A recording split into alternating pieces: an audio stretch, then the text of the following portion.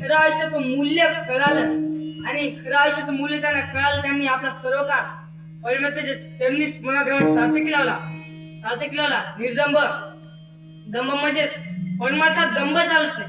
तिने मात्र जया वया मिळवणं मेरू तो समान भार देवा स्वरूपाचा त्यांना अहंकार जाता. आपण मिळवण्याकरता परमार्थ करायचा नसतो.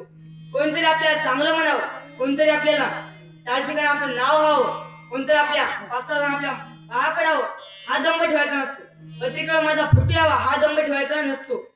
तर तुकाराम महाराज म्हणतात आम्ही कीर्तन केलं पण कसं मान दंभ थुंकून या करतो कीर्तन. आम्ही मान आणि दंभ थुंकून कीर्तन केलं.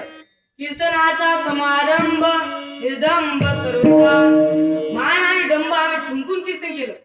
असे जे कानाने भगवंता सुद्धा चिंतन करतात, कानाने भगवंताचे गुण सर्व काळ ऐकला आणि ते महात्मे सुद्धा भगवंताच्या कीर्तनाच्या स्वरूपाहून राहतात.